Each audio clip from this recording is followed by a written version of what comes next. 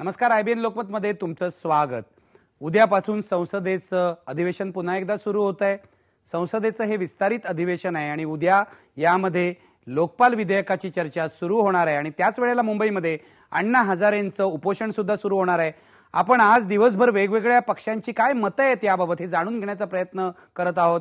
माझ्यासोबत काही वेळापूर्वी होत्या मार्क्सवादी कम्युनिस्ट पक्षाच्या नेत्या वृंदा करात. थोड्या वेळानंतर माझ्यासोबत असणार आहेत भारतीय जनता पक्षाचे नेते प्रकाश जावडेकर. पण या क्षणाला माझ्यासोबत आहेत महाराष्ट्र प्रदेश काँग्रेसचे अध्यक्ष माणिकराव ठाकरे. माणिकराव ठाकरे यांना मी विचारणार आहे उद्याचं अधिवेशन, संसदेचं अधिवेशन आणि अण्णांचं आंदोलन याबद्दल त्यांची मतं काय आहेत. माणिकरावजी, स्वागत तुमचं IBN लोकमतमध्ये. अण्णांच्या आंदोलनाबद्दल, एकूण लोकपालाच्या सगळ्या वादाबद्दल उत्तरं द्यायला तुम्ही उपस्थित झालात याबद्दल आभार तुमचे. माझा पहिला प्रश्न तुम्हाला आहे, काही वेळापूर्वी अण्णा हजारे राळेगणून निघाले आणि आळंदीला आता पोहोचलेले आहेत. थोड्या वेळानंतर ते मुंबईत पोहोचतील.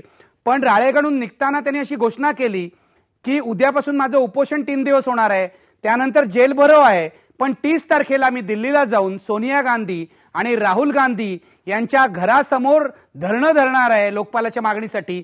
काय प्रतिक्रिया आहे तुमची? नाही, मध्ये एक तर आम्हाला दिसतंय की अण्णा हजारे रायगड सिंधीवरून निघाले आहेत आणि मुंबईला येत आहेत उपोषणाकरता आणि ते त्यांचं उपोषण या ठिकाणी करताय. हे शेवटी लोकशाहीमध्ये सर्वांना उपोषण करण्याचा, मागणी करण्याचा अधिकार आहे, त्याबद्दल कुठलंही दुमत असण्याचं कारण नाही. आणि जो विषय अण्णाजींनी घेतलेला आहे तो विषय महत्त्वाचा आहे तसं आम्हालाही वाटतं.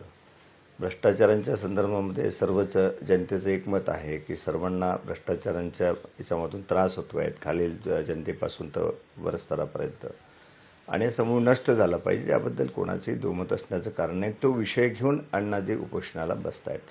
परंतु या विषयाच्या संदर्भामध्ये काँग्रेस पक्ष म्हणून काँग्रेस नेतृत्वाच्या सुद्धा भावना आपण लक्षात घेतल्या पाहिजे की ज्यावेळेला जंतर मंतरला उपोषण करण्याकरता अण्णा हजारे बसणार होते त्यावेळेला मी खुद पहिल्या रात्री त्यांना भेटलो होतो आणि त्यांचं मत त्यावेळेला आम्ही जाणून घेतलं होतं. आणि त्यानंतर मी सोनियाजींना आमचे प्रभारी मोहन प्रकाश यांच्या माध्यमातून एक पत्र पाठवलं आणि त्यानंतर सोनियाजींनी जी स्पष्टपणे भूमिका घेतली की हा विषय अत्यंत गंभीर आहे आणि सर्वांनी गांभीर्याने या विषयाकडे पाहिलं पाहिजे, भ्रष्टाचार नष्ट झाला पाहिजेत, ही भूमिका प्रथमतः सोनियाजी गांधींनी घेतलीत, अध्यक्षांनी घेतलीत.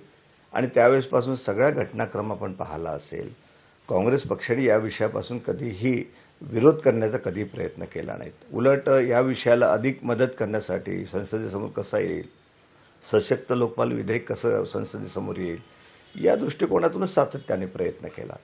परंतु आज अण्णा हजारे उपोषणाला बसत आहेत.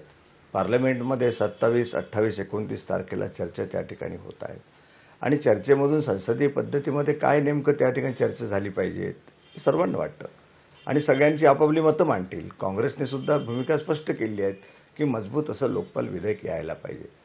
अण्णा हजारे यांनी जे उपोषण आणि त्यानंतर त्यांनी जेल भरो आंदोलन आणि त्याच्यानंतर सोनियाजींच्या घरासमोर, राहुलजींच्या घरासमोर बसण्याच्या संदर्भामध्ये अशा प्रकारे एक पक्ष म्हणून किंवा असं पक्षांच्या विरोधामध्ये अशा प्रकारची भूमिका घेऊन निवडणुका आल्यात म्हणून कुठे त्या ठिकाणी अशा प्रकारचा दबाव ठेवणं, शेवटी संसदीय प्रणाली आहे त्या प्रणालीमध्येच सर्वांनी त्या ठिकाणी चर्चा करून अंतिम त्याच्यामध्ये निर्णय जो आहे तो कठोर लोकपाल विधेयक आलं पाहिजे या मताशी सर्वजण सहमत आहेत. माणिकरावजी, तुमचं असं म्हणणं आहे की अण्णा हजारेंनी संसदेवर विश्वास ठेवला पाहिजे.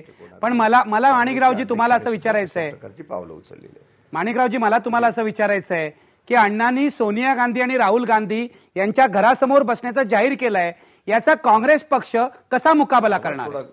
खंडित होतोय मला.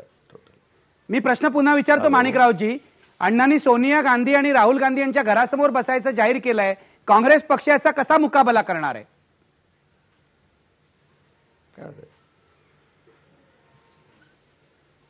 माणिकरावजी, मी पुन्हा विचारतोय तुम्हाला की सोनिया गांधी आणि राहुल गांधी, ऐकू येतंय का माणिकरावजी तुम्हाला? मधून बंद होतो. माणिकरावजी ऐकू येतंय का? हॅलो. हा, हॅलो. माणिकरावजी ऐकू येतंय का तुम्हाला?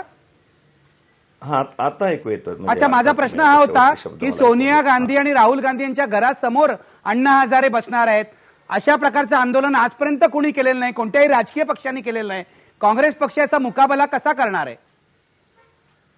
नाही, शेवटी काँग्रेस पक्षाचा मुकाबला करण्याचा विषय नाही आहे. काँग्रेस पक्षाने लोकपाल विधेयकाच्या संदर्भामध्ये अत्यंत स्पष्ट भूमिका घेतली आहे. सोनियाजी गांधी यांनी सुद्धा सांगितलं की जे लोकपाल विधेयक संसदेमध्ये मांडलेलं आहे ते पास झालं पाहिजेत. ते पास करून घेण्यामध्ये आमचे सर्वोपरी प्रयत्न त्या ठिकाणी चालू आहेत.